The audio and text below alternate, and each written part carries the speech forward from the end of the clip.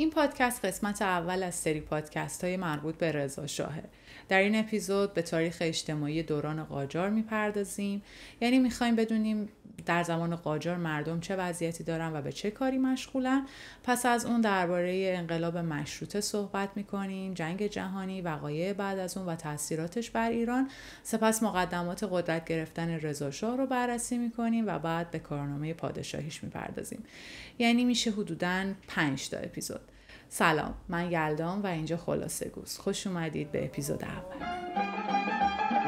از خون جوانان وطن لاله خدا لاله حبیب لاله جانم لاله دمی. برای بررسی این شکل از تاریخ، یعنی تاریخ اجتماعی و بررسی زندگی اجتماعی مردم، در کنار خوانش کتب تحقیقی باید به سراغ خاطرات و سفرنامه ها هم رفت. در بین این کتاب ها، کتابی که چه در زمان چاپش و چه پس از اون شهرت پیدا کرد، کتاب سفرنامه ابراهیم بیک نوشته زین‌العابدین مراغه‌ای. اگه بخوام توی 2 خط موضوعش رو بیان کنم، اینه که یک جوان وطن پرست ایرانی به نام ابراهیم مقیم مصر تصمیم میگیره برای خاکبوسی از وطنش که عشق اول و آخر زندگیشه به ایران سفر کنه. اون این سفر رو از مشهد شروع میکنه و در مسیرش به سمت غرب و در نهایت خروجش از مرز ایران دیده ها و شنیده هاش رو یادداشت میکنه و توی کتاب میگه که این کار رو به وصیت پدرش انجام میده. کتاب فوق‌العاده تأمل برانگیزه و به لحاظ بافت داستانی ارزشمنده که من در قسمت‌هایی از این اپیزود بهش گریز خواهم زد.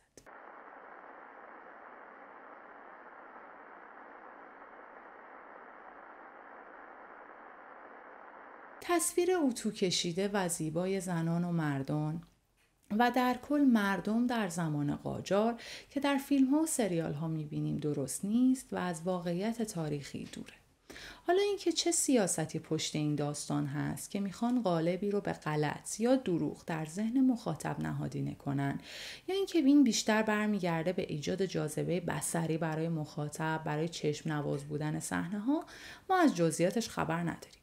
در هر صورت اون چیزی که درسته و کاملا مطابق تاریخ ایرانه این تصاویره که گویای همه چیزه.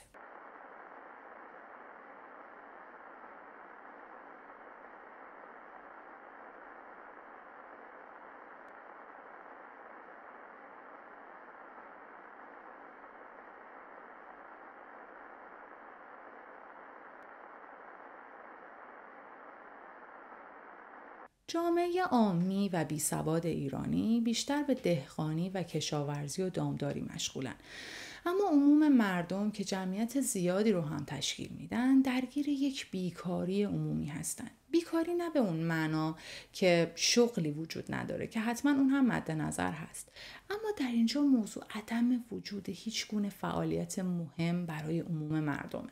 در حالی که در جوامع پیشرفته مردم در حال کار در کارخونه ها، مشغول عمران و آبادانی و کار در تجارت خونه ها یا تحصیل هستند، مردم ایران اکثرا در دسته های بزرگ و کوچک در گذرگاه ها نشستن و در حال گذراندن وقت به بطالت هستند.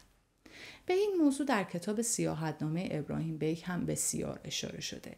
در قسمتی از این کتاب می‌بینیم وقتی که ابراهیم برای دیدن شرایط یک حمام در یکی از شهرهای ایران به اونجا سفر میکنه، می‌بینه مردان زیادی از صبح زود اومدن و نشستن و مشغول کشیدن قلیان و حرف زدن و حنا زدن به ریش و موهاشون هستن و هر کدومشون ساعتها و گاهن هر روز وقتشون رو به این کار و به این موضوع اختصاص میدن.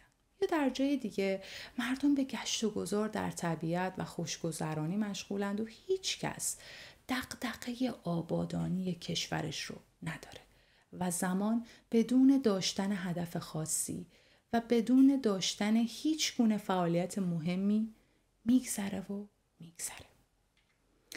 بذارید روی این کلمه دغدغه قدری مکث کنم و مثالی براش بزنم. پیش از هر اقدامی در زندگی فردی باید نیاز به اون احساس بشه. مثلا پیش از درست کردن غذا باید گرسنه شد یا پیش از خوابیدن باید خواب‌آلود بود. در صورتی که نیاز به کاری وجود نداشته باشه قطعاً اقدامی هم براش انجام نمیشه. در جامعه قاجاری عموم مردم احساس نیازی برای انجام کار مهمی ندارن و به نوعی متوجه فضیلت کار کردن یا تحصیل یا هر فعالیت مهم دیگری که به پیشرفت زندگی فردی و اجتماعیشون منجر میشه نیستن و به اصطلاح میگیم جامعه در یک خواب زمستانی فرو رفته و دغدغه‌ای برای پیشرفت کردن وجود نداره. همین موضوع به عنوان یک تفکر غالب در کتاب ابراهیم بیک در بخش‌های زیادی مورد اعتراض او هم هست. به وضوح دیده میشه و ما متوجهیم که ابراهیم در حال ملامت کردن دیگران برای دست نزدن به اقدام عملی در زمینه‌های مختلفه. به نوعی مخاطب تمام حرف‌هاش هم مردم کوچه و بازار هستن. در مطالعه تاریخ ما هیچ کجا و هیچ زمان اخبار و احوالی از زندگی عامه مردم نمی‌بینیم. تمام اخباری که به ما میرسه بیشتر در باب امور نظامی، سیاسی، درباری محسوب میشه. البته که از کاوش‌های گورستان‌های باستانی میشه به اخباری درباره زندگی مردم، باورهای اونها، وضع مالیشون دست پیدا کرد، اما نقش توده اونها در سیاست‌گذاری‌ها و دیگر مهمات کشوری برای همه ما در حالی از ابهام قرار داره. این موضوع با شروع مدرنیته و انقلاب صنعتی در جهان و شروع انقلاب‌های مردمی دقیقاً برعکس میشه.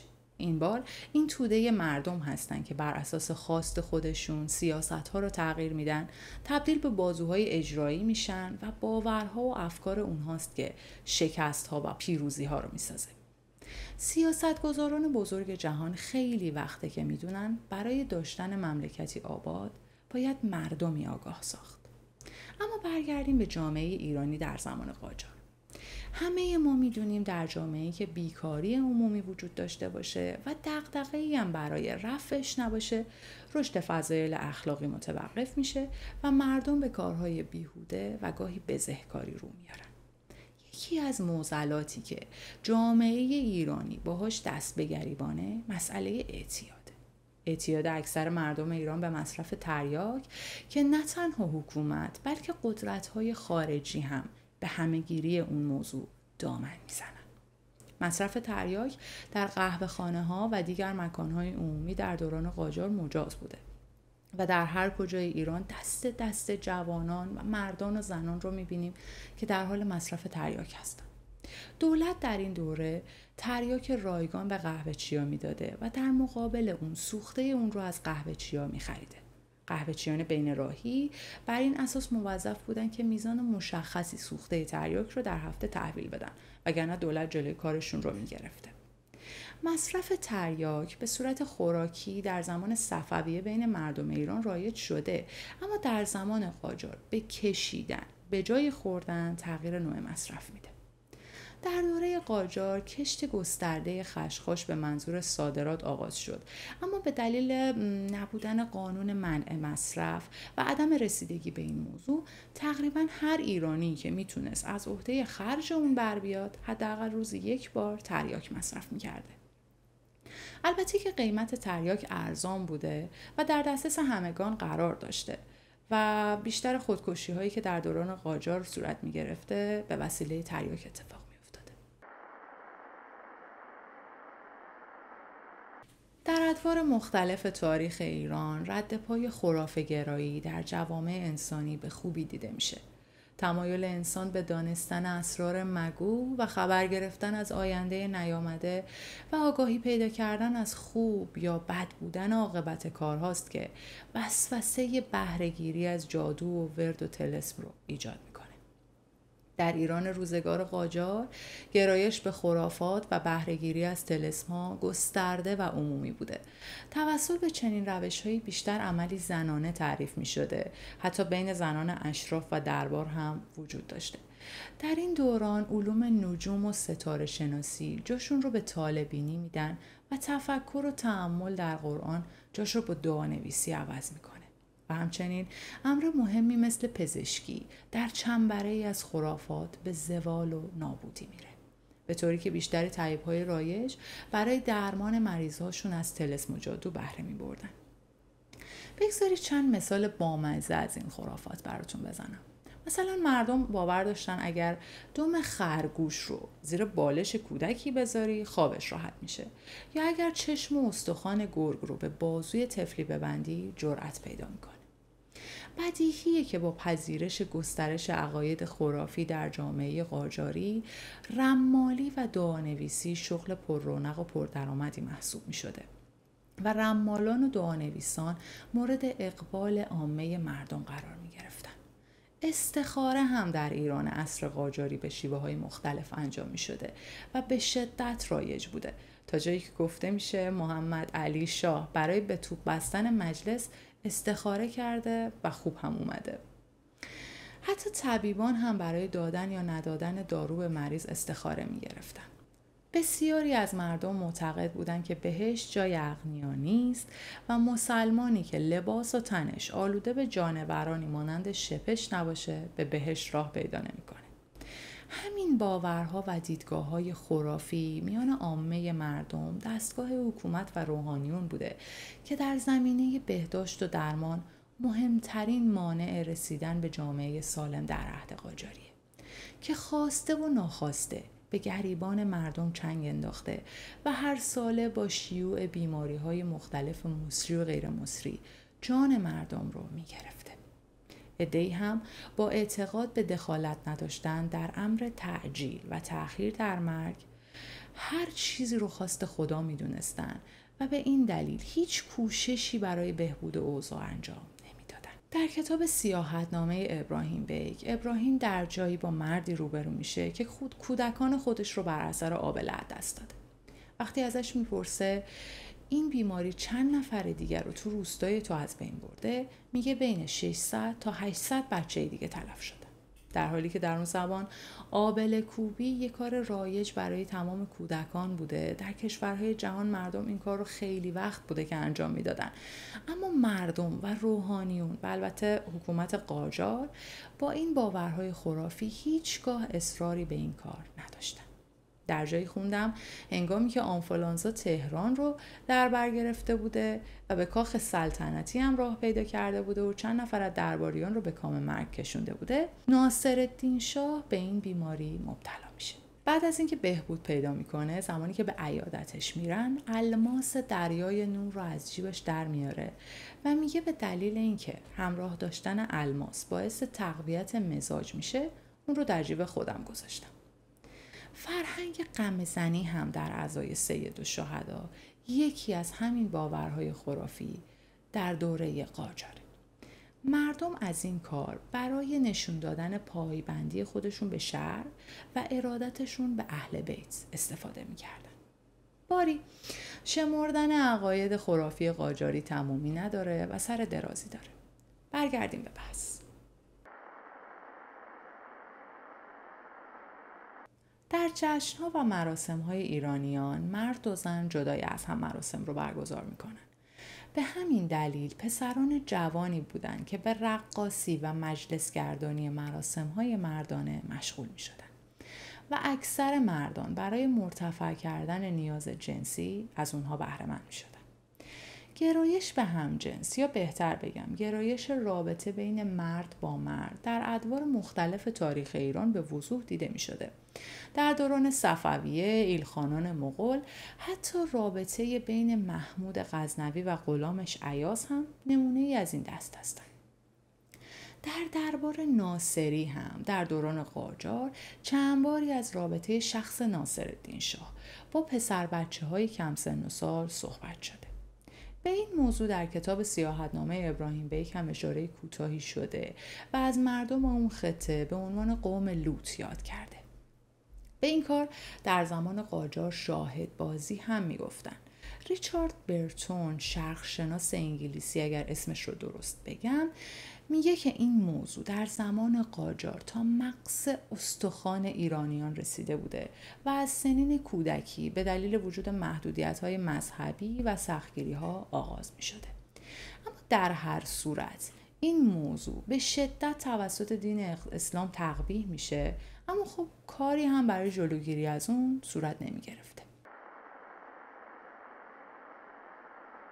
در میان عامه مردم ایران قاجاری باوری مبنی بر وطن پرستی.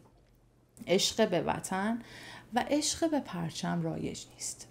تعبیر و برداشت همگانی از واژه ملت به معنای امروزی اون که نشون دهنده مردم ساکن یک کشور محصور در مرزهای جغرافیایی که یک سرنوشت و یک سرگذشت واحد دارن نبوده.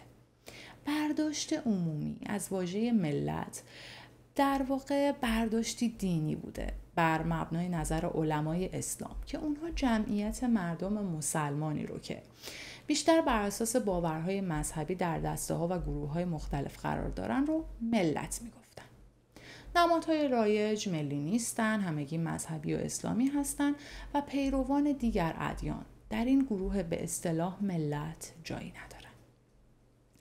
در جنگ‌های بین ایران و روس هم حکم جهاد برای حفظ مرزهای اسلام و دفاع از مسلمانان قفقاز صادر میشه و خبری از ملیگرایی و باور به پرچم و فدایی شدن در راه ایران وجود نداره. در هر جا هم که سخنی از این موضوع بشه یا کسی یک همچین چیزی رو مطرح بکنه، مردم جامعه فکر میکنن که دیوانه شده. مهمترین موضوع در ایران دوره قاجار نفوذ و قدرت روحانیون اسلامه. البته که در سالهای پیش از قاجار هم مشاهده شده، مثلا در حکومت‌های مذهبی آل بویه و صفویه نفوذ و قدرت دین و به واسطه اون روحانیون و مبلغین اسلام بسیار زیاد دیده می شده، به طوری که گاهی در تصمیمات مهم حکومتی حکم صادر شده قطعاً بر اساس شریعت اسلام بوده. شاه همیشه حافظ منافع دین و شریعت محسوب می شده و این موضوع ریشه تاریخی و طول و درازی داره. درسته در سده‌های پیش از قاجار، یعنی در زمان افشاریان و زندیان، این قدرت و نفوذ کاستی میگیره، اما درست بعد از دوره آقا محمد خانی، یعنی بهتر بگم در زمان فتحعلی شاه قاجار، دوباره این موضوع یعنی قدرت گرفتن روحانیون توسط حکومت تقویت میشه. اما این بار دیگه قرار نیست کار به جایی برسه که با اومدن پادشاه یا حکومت دیگری این نفوذ و قدرت کاستی بگیره. تجربه سالها مهجوری و در حاشیه بودن روحانیون رو به فکر وامی داره که در صدد ایجاد یک تغییر شگفت باشن و قدرتی رو ایجاد کنن که به واسطه اون در مقابل هر قدرت دیگری که در سیاست وجود داره ایستادگی کنن، به طوری که در امور مملکتی هیچ کاری بدون نظر مساعد اونها به انجام نرسه. برای بیان بهتر این موضوع نیاز هست کمی از بحث دور بشیم و به تصوف و صوفیگری گریز بزنیم. البته من نمیخوام درباره تصوف توضیح بدم، زیرا که این بحث بسیار مفصلیه. البته شاید در آینده نزدیک زمانی رو به این داستان اختصاص دادم، اما امروز فقط میخوام اشاره کنم به عادت مراد و مریدی و سرسلسله و رهبر داشتن این جمعیت از مردمان در طول تاریخ که همواره در تمام ادوار پس از مرگ هر کدام از این شیوخ بزرگ در این سلسله ها که به نوعی قطب یا رهبر دینی اونها محسوب می شدن کس دیگری جانشین میشه و هیچگاه این جمعیت ها خالی از رهبر و قطب نبودن. همونطور که گفتم نمیخوام ورود کنم به این موضوع، چون این موضوع مفصله و باید تاثیرش رو در شعر عارفانه فارسی و در گذر زمان بررسی کرد. اما میخوام امروز فقط توجه شما رو به این کلمه جلب کنم: قطب، رهبر یا همون سرسلسله. همه ما میدونیم در طول تاریخ اسلام و تشیع چه کشمکش هایی میان سلسله های دراویش و تصوف با روحانیون و مبلغین دینی وجود داشته و گاهن روحانیون این جمعیت ها رو از دین برگشته و نادان میدونستن و نزاعهای گاه خونین هم با این افراد پیش می اومده. اما ایده رهبری و قطب و سرسلسله داشتن در دراویش در واقع همون چیزیه که روحانیون قاجاری به ویژه روحانی به نام نراقی این رو دستاویز طرح مسئله ولایت فقیه و مجتهدین دینی کرده. همه چیز بر سر این حدیث شروع میشه: العلماء ورثة الانبیاء. شهاب الدین سهروردی، سرسلسله سهروردی در جمعیت صوفیان، کتابی داره که در اون برای درک بهتر رهبری دینی مثالی آورده. میگه که دل امت در مثال زمین در هنگام بارش باران رحمت الهی، دین و پیامبره. عده‌ای زمین‌های پست و بی‌ارزشن که باران به اونها نفوذ نمی‌کنه، هیچ اثری بر اونها نداره و اونها تماما این آب باران رو پس میزنن.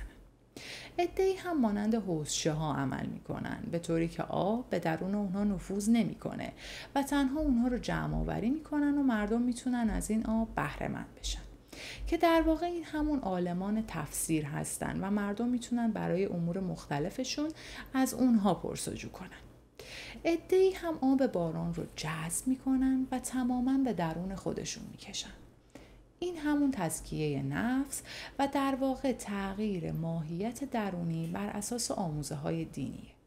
اینها همون صوفیان هستن که هرچه این تزکیه نفس، مراقبه و درک از دین و شهود بیشتر و قوی تر باشه، اون آدم میتونه رهبر باشه، زیرا که نه تنها به علم ظاهری دست پیدا کرده، بلکه این علم رو با تزکیه نفس و شهود تبدیل کرده به یک علم باطنی و دین در عمق وجودش جریان پیدا کرده. همین امر هم ایده ولایت فقیه و مرجعیت شیعی میشه. یعنی ما شخصی رو پیدا کنیم که نه تنها به علم ظاهری دست پیدا کرده، بلکه میتونه این علم دین رو در امور روزمره به کار ببنده و به دلیل اینکه این علم و آگاهی در دل و جانش نفوذ پیدا کرده، اون رو در جایگاه عدالت و آگاهی قرار داده و میتونه به مصلحت اندیشی دست بزنه و امت اسلام رو راهبری کنه. مخالفانی هم داره این طرح و درباره اون کتاب ها نوشته شده و بحث هایی هم شده، اما طرح این مسئله در زمان فتح علی شاه قاجار اونقدر صدا میکنه که روح تازه‌ای به جامعه روحانیت ایران میدمه. حائری یکی از مخالفان این طرحه و معتقد نراقی میخواسته با ایجاد مرجعیت تقلید در میان مردم همواره حربه‌ای داشته باشه در مقابل حکومت سیاسی ایران که با یک حکم انقلابی در لحظه مهم تاریخی اوضاع رو تغییر بده. همین هم منجر به قدرت یافتن علما در حکومت قاجار و پس از اون میشه. ایجاد این قدرت و نفوذ اولین بار خودش رو در جنگ‌های میان قاجار فتحعلی شاهی و روسیه تزاری نشون میده، به طوری که سید محمد مجاهد طباطبایی به عنوان مرجع تقلید شیعه در ایران به تحریک عباس میرزا شاهزاده دلیر قاجاری حکم جهاد با روسیه رو نه برای حفظ تمامیت ارضی ایران که برای محافظت از مرزهای اسلام صادر میکنه و مردم از چپ و راست برای این جهاد آماده میشن. هرچند زور نظامی ایران کمه و ما در میدان جنگ و سیاست بازی رو به روسیه واگذار میکنیم و این حکم ناکام میمونه، اما سالها بعد در قرارداد رژی در زمان ناصرالدین شاه جبران میشه. با حکم میرزای شیرازی مبنی بر استعمال توتون و تنباکو که به هر نحو در حکم محاربه با امام زمانه، اولین اقدام مؤثر و موفق روحانیون در تقابل با ناصرالدین شاه و یک قدرت اقتصادی خارجی رقم میخوره. و در زمان قاجار ناصرالدینی این قدرت، یعنی قدرت علما، به اوج خودش میرسه. البته که ما نمیتونیم دقیقاً بگیم که این حکم تاریخی ایده خود میرزای شیرازی بوده یا به تحریک برخی از بزرگان و اندیشمندان جامعه صادر شده. همیشه همین قدرت به نفع جامعه ایرانی نبوده، زیرا که خاصیت قدرت همینه و هر کجا که باشه یا دست به تخریب و فساد میزنه یا آدمهای مخرب و فاسد رو دور خودش جمع میکنه. در این مورد حتما در پادکست‌های بعدی بیشتر صحبت خواهم کرد. باری این قدرت تا جایی ادامه پیدا میکنه که برخی از کارهای مهم مملکتی مثل قضاوت، آموزش و حتی ثبت احوال در انحصار روحانیونه و تا زمانی که حکومت منافع اونها رو حفظ کنه، حمایت اونها از حاکمیت پادشاه مسلمان بر ملت مسلمان در زمان غیبت امام زمان ادامه پیدا میکنه و پابرجاست. در مجموع دوران قاجار رو میشه دوران منبرهای پرشور و پرحرارت روحانیون دونست که اونها با یک سخنرانی کوتاه میتونن جامعه ای رو به هم بریزن.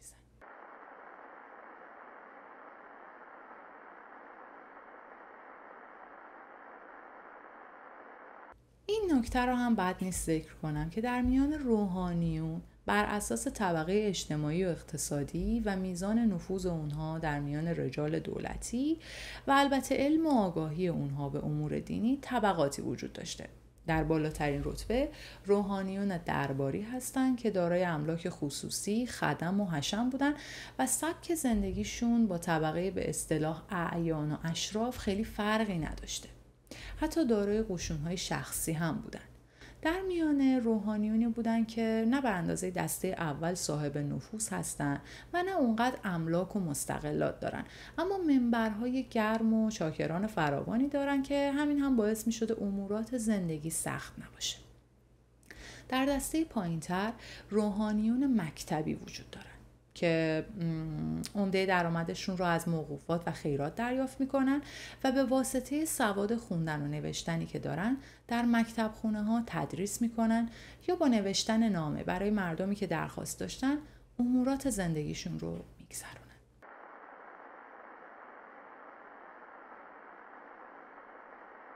مدارس در زمان قاجار به صورت مکتب خونه‌ای هستن، یعنی یه ملا یا آخوند به بچه‌ها درس خوندن و نوشتن میده. خواندن قرآن، در برخی موارد بوستان گلستان سعدی یا خوانش اشعار حافظ هم در برنامه کار بوده. البته اینکه یه بچه کوچیک در یه جامعه بی‌سواد چه درکی میتونه از اشعار عرفانی حافظ که در دنیای اکنون هم هر روز اساتید دارن به مکاشفاتی از ابعاد گسترده این معانی دست میابن و اینکه اون مدرس مکتب خونه‌ای چطور میخواد این معانی رو تدریس کنه و آیا میتونسته یا نه کاری نداریم. در هر صورت این کتاب‌هایی بودن که تدریس می‌شدن و خبری از علوم طبیعی، فلسفه، ریاضی، حساب و هندسه که در مدارس موجود در مصر و استانبول و اروپا تدریس می‌شدن نیست. حتی در باور خرافی مذهبی ایران دست کشیدن روی برخی از کتاب‌ها مثل فلسفه یا علوم طبیعی یا همون زیست شناسی حرام اعلام شده بوده و حکمش مثل مسح عین نجاست بوده. با این شرایط همه هم مدرسه نمیرن. عموما دخترها تو مدرسه نیستن. اگه قرار باشه آموزشی ببینن که البته ضرورتی هم نداشته، معلم سرخونه میگرفتن که خب معمولا برای موسیقی، آواز خوندن و نوشتن یا خیاطی و امور دیگه آموزش میدیدن که البته در خانواده‌های اعیان و اشراف این موضوع دیده میشده و برای مردم عادی نبوده. مردم عامی و عموما بی سواد هستن. پس این مکتب خونه ها عموما پسرونن و اجباری هم در تحصیل وجود نداره و هر خانواده‌ای بر اساس صلاح دید خودش یا بچه‌شو میفرسته مدرسه یا نمیفرسته. میرزا تقی‌خان امیرکبیر پس از سفر به روسیه متوجه نیاز زیاد کشور به مرکز آموزش عالی میشه. برای همین به فکر تأسیس مدرسه جدید در تهران میفته و به سراغ اتریشیا میره و 6 استاد رو برای 6 سال استخدام میکنه. که البته قسمت هم نشد اومدن و رسیدنشون رو ببینه. حالا اینکه چرا اتریشیا آره و چرا انگلیسی‌ها و روس‌ها نه، با اندک شناختی که همه ما از میرزا تقی‌خان داریم میدونیم. دارالفنون 13 روز بعد از قتل امیرکبیر در تهران با حضور ناصرالدین شاه و میرزا خان نوری وزیر جدید با 30 نفر شاگرد افتتاح میشه. سفیر همیشه معترض بریتانیا با این حربه که این مدرسه به ضرر حکومتته و در آینده برات مشکل ساز میشه به سراغ ناصرالدین شاه میره و حتی میرزا خان میخواد مدرسه رو تعطیل کنه، اما ناصرالدین شاه گوشش بدهکار نیست و از این مدرسه و دارالفنون حمایت میکنه. هرچند در بلند مدت این بحثا روش تأثیر میذاره و در اواخر حکومت شهریه این مدرسه رو اونقدر سنگین میکنه که رعیت نمیتونن وارد مدرسه بشن. سفیر انگلیس وقتی میبینه حرفاش کارگر نیفتاده، اتریشی بودن همه معلم‌ها رو بهانه اعتراض جدید میکنه و در اون زمان دولت دبیرانی از فرانسه، آلمان و ایتالیا رو هم میاره. دروس طب، جغرافی، ریاضی، زبان فرانسه و تئاتر که سالها بعد به درخواست ناصرالدین شاه اضافه میشه و براش اتفاقا محوطه اختصاصی هم میسازن، در دارالفنون تدریس میشه. خبری هم از زبان عربی، تعلیمات دینی و حکمت نیست و این دروس انحصاراً به دست ملاها در مکتب خونه ها تدریس میشن. مخالفت با تدریس طب در دارالفنون هم داستانی داشته، طوری که پزشکان و دانشجویان از ترس تکفیر شدن و اتهام هتک حرمت اجساد مسلمانان جرأت تشریح و کالبد شکافی نداشتند و فقط به صورت تئوری تحصیل می‌کردند. بعدها 2 خارجی، یکی توسط اقوام و دیگری توسط وصیت خودش، اجسادشون رو به دارالفنون برای کالبد شکافی می‌سپارن. نمیشه درباره مدارس در دوران قاجار صحبت کرد و مدارس رشدیه رو فراموش کرد. میرزا حسن تبریزی یک طلبه و آخوندزاده اهل تبریزه که بهش لقب پدر فرهنگ جدید ایران رو دادن. در تبریز زمان ناصرالدین شاه یکی از روزنامه هایی که در ایران خوانشش رایج بوده روزنامه ثریا بوده. میرزا حسن در یکی از شماره های این روزنامه میخونه که در اروپا از هر 1000 نفر 1 نفر بی سواده و در ایران از هر 1000 نفر 1 نفر باسواد. خیلی ناراحت میشه و بهش بر میخوره و تصمیم میگیره درس طلبگی رو رها کنه و بره به استانبول و مصر و بیروت تا آموزگاری نوین یاد بگیره. روشی رو هم در تدریس ابداع میکنه که طبق اون میتونه به یک بچه بی سواد در عرض 3 ماه به صورت کامل خوندن و نوشتن رو یاد بده. اول میره سراغ قفقاز و یک مدرسه ابتدایی برای مسلمان زادگان ایروان افتتاح میکنه. میدونید که تو این تاریخ اون خطه از ایران جدا شده. ناصرالدین شاه در بازگشت از سفر فرنگ با او و نحوه کارش در همون ناحیه آشنا میشه و ازش میخواد که به ایران بیاد و این نوع مدارس رو در ایران پیریزی کنه. البته که داستان مخالفت و حسادت درباریان نمیذاره این دعوت به انجام برسه و میرزا حسن رو در نیمه راه در یکی از کاروانسراها حبس میکنن تا پاش به تهران نرسه و شاه ازش دور بمونه. اینجاست که اون تصمیم میگیره بدون حمایت دربار و شاه خودش آستین بالا بزنه و اقدام به افتتاح مدرسه در ایران بکنه. میرزا حسن تبریزی به زودی متوجه میشه که بزرگترین سد در مقابل او و کارش نه شاهه نه دربار بلکه روحانیون ایرانه، به 2 دلیل. اول اینکه تحصیل انحصاراً در اختیار اونهاست و از اینکه رقیبی در کنار خودشون داشته باشن خوششون نمیاد. دوم، فردی که خودش طلبگی رو رها کرده و به جای سفر به نجف سر از مصر در آورده و فنون فرنگی رو آموخته، حالا هم میخواد اونها رو به هر نحوی به بچه مسلمان‌های ایران آموزش بده، نباید قابل اعتماد باشه و باید باش مقابله کرد. داستان مخالفت‌های روحانیون و مذهبیون با این ماجرا انقدر بالا میگیره که اونها دست به حمله به مدارس و تخریب اموال و حتی ضرب و شتم میرزا حسن و شاگردانش میزنن و در این میان حتی چند شاگرد جونشون رو از دست میدن.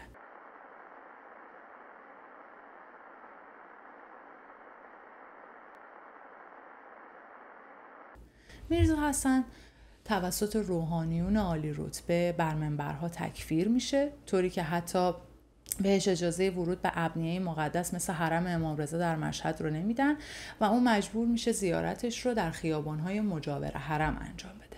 در اقدامی تندتر اونا حتی دست به ترور میرزا میزنن و پاشو با اسلحه مجروح میکنن و دستشو میشکنن. در معابر بهش فحاشی میکنن، حتی اجازه نمیدن بره حمام و میگن که آب حمام رو نجس میکنه و اون مجبور میشه داخل خونه خودش حمام خودش رو بسازه. ماجرای جالبی هم هست که از روزی که شیخ فضلالله نوری که اسمش برای همه ما آشناست جلسه ای رو با ناظم الاسلام کرمانی برگزار میکنه و در مورد مدارس جدید اینطور بهش میگه ناظم الاسلام، تو را به حقیقت اسلام قسم میدم. آیا این مدارس جدید برخلاف شرع نیست؟ آیا ورود به این مدارس مصادف با اضمحلال دین اسلام نیست؟ آیا درس خارجه و تحصیل شیمی و فیزیک عقاید شاگردان رو سخیف و ضعیف نمی‌کنه؟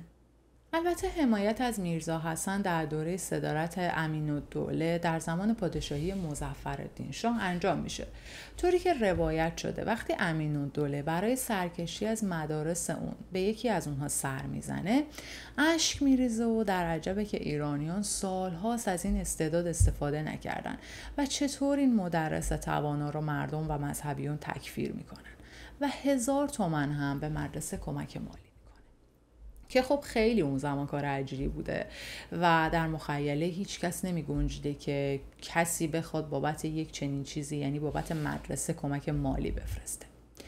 امین‌الدوله حتی پیشنهاد میده برای درس تاریخ چاپخونه ها کتاب چاپ کنن و به دروس مدرسه رشدیه اضافه بشه. اما خب دوران امین‌الدوله کمه و در ایران همیشه با مرگ یا برکناری یک نفر تمام کارهای خوب و بدش با هم کنار گذاشته میشه و پیگیری نمیشه. پس از دوران امین‌الدوله دوباره به مدارس رشدیه حمله میشه و کار این مدارس به انجام نمیرسه. میشه از منابع مختلف در مورد وضعیت جاده ها به طور مستقیم و غیر مستقیم اطلاعات کسب کرد. با نگاهی به نقشه ایران این موضوع بر هر کسی مشخص میشه که وجود جاده چقدر برای این کشور با این جغرافیا و مساحت واجبه.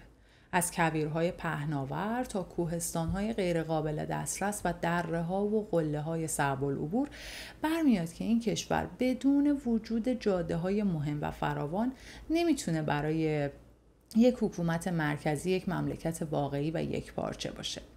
برای همین وقتی درباره تاریخ باستان مطالعه می‌کنیم متوجه میشیم چقدر مسئله جاده سازی برای پادشاهان باستان مهم بوده و چرا انقدر از این موضوع حمایت می‌کردن و روش سرمایه گذاری می‌کردن و چرا وجود راه‌هایی مثل جاده ابریشم و جاده مستقیم ایران به روم از عجایب و بزرگترین دستاوردهای باستانی ایران محسوب میشه. چیزی که واجبه اینه که در زمان قاجار ایران جاده خوب و مرتب نداره و هر اونچه داشته در اثر عدم رسیدگی و جنگ‌های داخلی خراب شده و گاهی قابل استفاده نیست. بخش زیادی از مناطق ایران غیر قابل دسترسن و اصطلاحاً بهشون میگن دور افتاده. موضوع جاده سازی با وجود اهمیت بسیاری که داره در زمان قاجار اصلا بهش توجه نشده. یه ماجرای جالبی هست درباره خرید ماشین توسط مظفرالدین شاه که جالبه بدونید. مظفرالدین شاه 2 خودرو از شرکت رنو میخره و با کشتی و راه آهن از اروپا و از طریق روسیه به بندر انزلی میرسه. ولی به دلیل نبود جاده مناسب یکی از اونها بین چاله چوله ها زمینگیر میشه و هرگز به تهران نمیرسه و اون یکی هم با یه حال زار و نزاری به کاخ شاهی میرسه. اما خب شاه برای حرکت در معابر تهران هم نمیتونه ازش استفاده کنه چون در پایتخت هم خیابان مناسبی وجود نداشته. حتی ابراهیم بیک در قصه مسافرتش از مشهد به سمت تهران هم میگه به دلیل نبود جاده مناسب من راه 5 روزه رو به 40 روز رسیدم و اگر قطار بود میتونستم حتی به 2 روز برسم. چرا باید در مملکت ما یک جاده خوب وجود نداشته باشه؟ در خلال جنگ جهانی اول که ایران تحت اشغال روس و عثمانی و انگلیسه، وقتی به خاطرات افسران اونها رجوع میکنیم میبینیم که تنها شکایتشون از نبود جاده است و اینکه مجبورن زمان زیادی رو برای ساخت برخی از اونها صرف کنن و حتی از کارگران ایرانی برای این کار استخدام میکردن. جاده‌های موجود در ایران به زمان صفویه و شاه عباس اول برمیگرده و بعد از اون با وجود اهمیت جاده و راه برای مثلا پادشاهی مثل نادرشاه و اقدامات اون برای ساخت و تعمیر برخی از اونها اتفاق چشمگیر دیگه‌ای در ساخت راه نمیفته. شاید یکی از دلایل این که پادشاهان دیکتاتور و تمامیت خواه قاجاری اقصا نقاط این مرز و بوم رو به زیر یوغ خانها و اربابان میسپردن و به امور داخلی اونها دخالت نمیکردن هم همین باشه که دسترسی نداشتن به این مناطق و این موضوع تا جایی ادامه پیدا میکنه که در زمان انقلاب مشروطه نمایندگان نمیتونن دستوراتی که در مجلس تهران صادر میشه رو در نقاط مختلف ایران اجرایی کنن.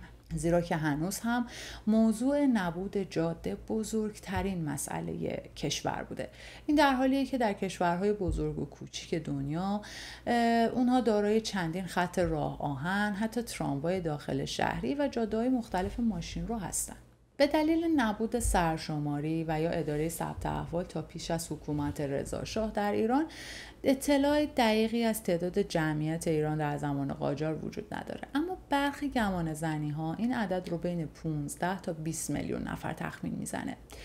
بیش از 80% جمعیت ایران روستانشین هستند و اقتصاد قاجاری چیزی حدود 90% دهقانیه و بر اساس کشاورزی و دامداری پابرجاست و اون هم نه به شکل امروزی و مورد تصور عمومی ما. کشاورزی به شکل سنتی و قرون وسطایی و بدون استفاده از ماشینالات صنعتی.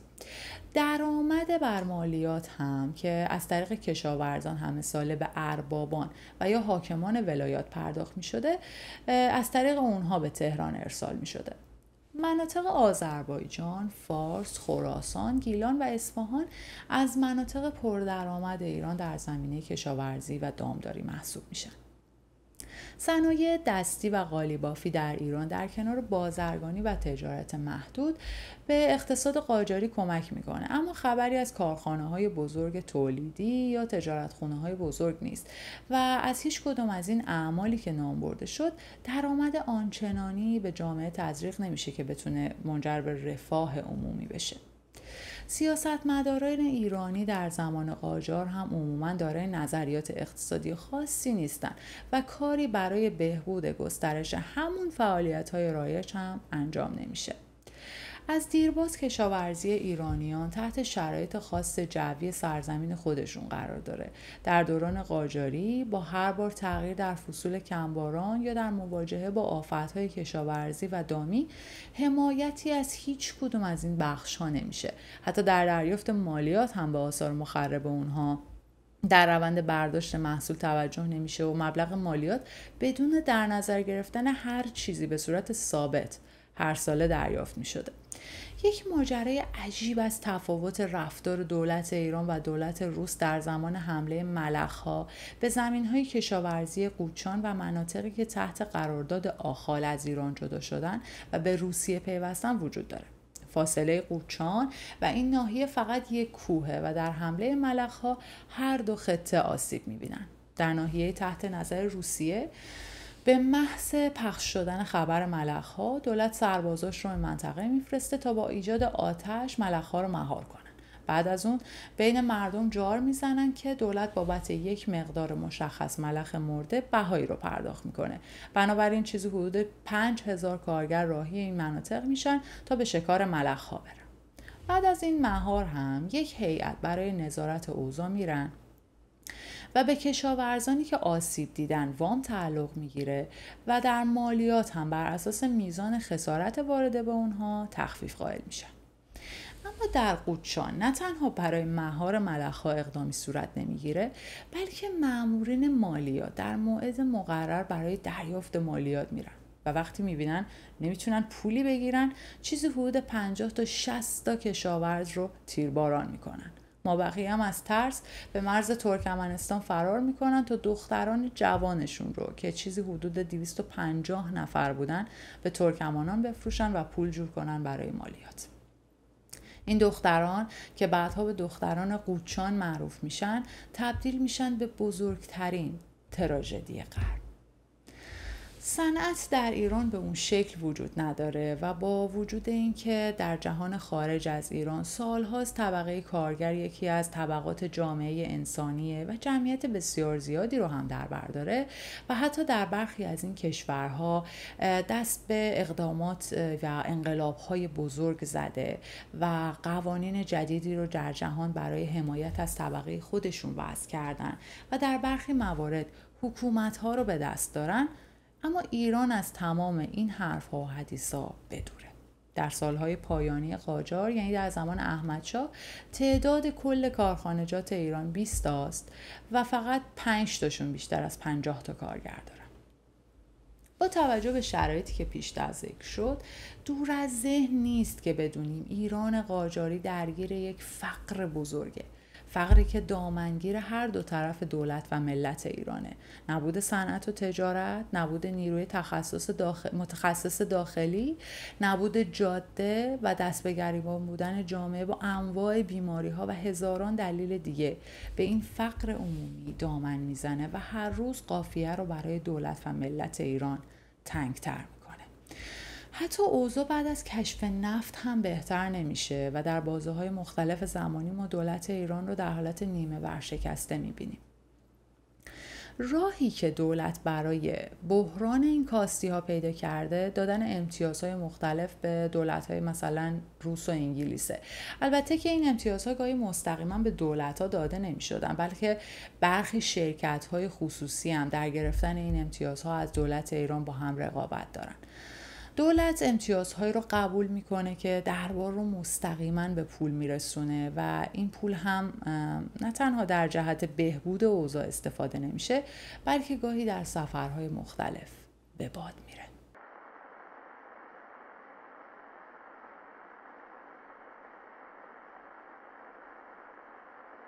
در جایی خوندم که یک شرکت خصوصی برای تأمین آب شیرین قزوین به شاه ایران پیشنهاد ساخت یک تصفیه خونه در اونجا رو میده. اما شاه نمیپذیره و در جوابش میگه که مردم و روحانیون دوست ندارن که یک خارجی نامسلمون در آبی که اونها مصرف میکنن دست ببره.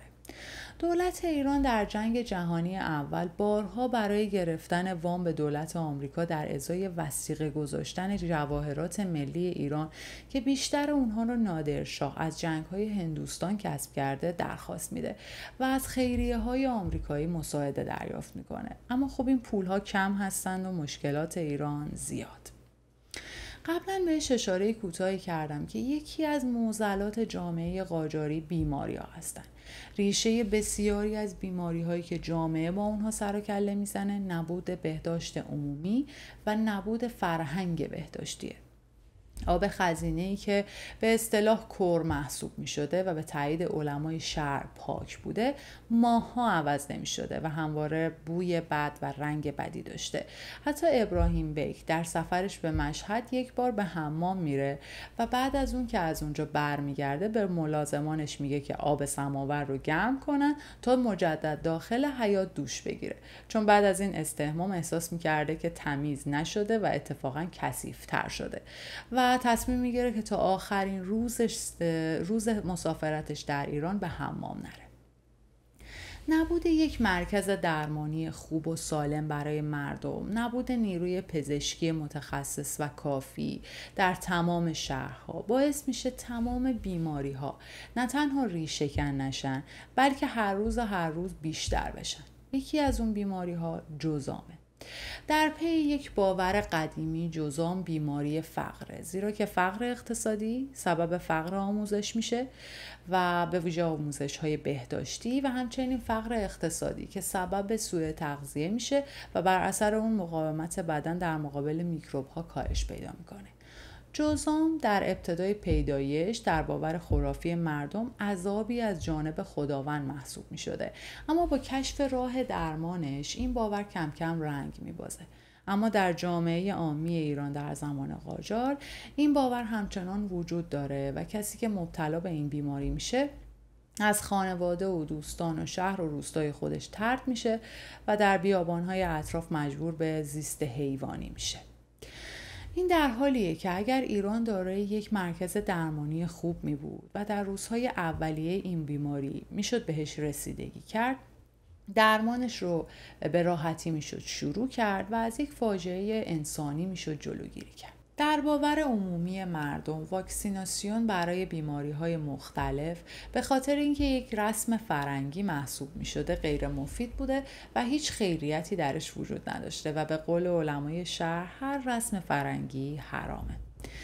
شیوع وبا در دوران قاجار یکی از وحشتناکترین اتفاقات انسانی در زمینه نبود بهداشته که در دوره‌های همه‌گیری روزانه چیزی حدود 1500 نفر رو به کام مرگ می‌کشونده. شیوع این بیماری تقریباً هر 2 سال در نقاط مختلف کشور تکرار می‌شده و تا 50 سال مسئله روز ایران بوده. شکست سنگین نظامی ایران در زمان جنگ‌های فتحعلی‌شاه و روسیه با وجود حکم جهاد از سوی مراجع بزرگ شیعه و پس از اون جدا شدن قسمت‌های بزرگی از ایران، چه در دوران فتحعلی‌شاه و چه پس از اون، و همچنین جدایی برخی از جزایر جنوب ایران در خلیج فارس مانند بحرین در زمان فتحعلی‌شاه، اون هم پس از اون همه افتخارات بزرگ نظامی در دوران‌هایی مثل نادر و آقا محمد خان نشان دهنده یک انحطاط بزرگ در زمینه نظامیگری و قدرت نظامی و نیروی زمینی و دریایی در ایرانه. ایران یک کشور با موقعیت استراتژیک مهمه به دلیل منابع و معادن، وجود دریاها و راههای ارتباطی با آسیای مرکزی و شرق و از طرف دیگه با اروپا، و از همه مهمتر گمرکات پر رفت و آمد که پل ارتباطی بین شرق و غربه و هزاران دلیل دیگه یکی از مهمترین کشورهای منطقه است. حس رقابت بین دولت‌ها و قدرت‌های جهان رو برای تصاحب بخشی یا گاهی تمام اون برمی‌انگیزه. سلطه چندین و چند ساله انگلیس در هندوستان، گرفتن حق امتیاز استخراج و حمل و فروش نفت در ایران، مناطق بایر و حاصلخیز خراسان و آذربایجان و وجود دریای پربرکت خزر که پس از جنگ‌های ایران و روسیه دیگه یک دریاچه در قسمت جنوب غربی روسیه محسوب میشه، و از همه مهمتر فقر عمومی و دربار ضعیف قاجار که به دست رجال مورد تایید دو قدرت روس و انگلیس اداره میشه، و ضعف نظامی ایران که حتی نمیتونه امنیت و نظم داخلی خودش رو تضمین بکنه، در هر دوره نفوذ و قدرت کشورها رو در ایران بیشتر کرده. شاهان قاجار مستبدینی هستند که ابزار استبداد ندارن. این بهترین تعریف برای توجیه خرید و فروش ولایات در میان بزرگان و شاهزادگان قاجاره. پادشاهان قاجار نمیتونن به تمام شهرها و ولایات ایران پادشاهی کنن و به تعبیری دیگه نمیتونن پادشاه یک کشور بزرگ و یک پارچه باشن. سپردن حکومت برخی ولایات مختلف دور از پایتخت به دیگران، گاهی در ازای یک سفارش و حتی پرداخت مقدار زیادی پول به پادشاه، یکی از امور رایج دوران قاجاره که پس از انجام اون هم دولت مرکزی هیچ گونه دخالتی در امور این ولایات نمیکنه و تنها ارتباط اون با این ولایات محدود میشه به جمع‌آوری مالیات سالانه که بی کم و کاست هم دریافت میشده. قوانین جاری در این ولایات از جمله تعیین میزان مالیاتی که رعیت‌ها باید بپردازن و در کنار اون تعیین قیمت اقلام مصرفی در بازارها بر عهده حاکمه و از حقوق قانونی اون محسوب می‌شده. بنابراین ممکن بوده به عنوان مثال در سالی که فلانی حاکمه یه جایی قیمت ماست در بازار 5 تومن باشه و در همون ولایت در زمان حکومت بهمانی ماست 20 تومن قیمت گذاری بشه. به هیچ رعیتی هم این فضولیا نیامده بوده که در این امور دخالت کنه یا اعتراضی داشته باشه. در تمام دنیا قدرت نظامی و اجازه استفاده از این بر اساس یک منطق قانونی بر عهده حکومت مرکزی، اما در ولایات ایران هر والی قانون خودش رو اجرا میکنه و نیروهای مسلح خودش رو داره و گاهی هم با اشرار و گردن بگیرها همدستی میکنه و به عنوان ابزار فشار از اونها استفاده میکنه که گاهی رعیت رو به زحمت میندازه. دولت مرکزی هم به فریاد هیچ کس نمیرسه و اگر میزان اعتراضات از یک والی در جای زیاد بشه، دولت به جای اینکه اون رو مجازات کنه، اون رو در سمتی دیگه در جای دیگه ابقا میکنه تا ظلم به رعیت هیچ وقت عواقبی نداشته باشه.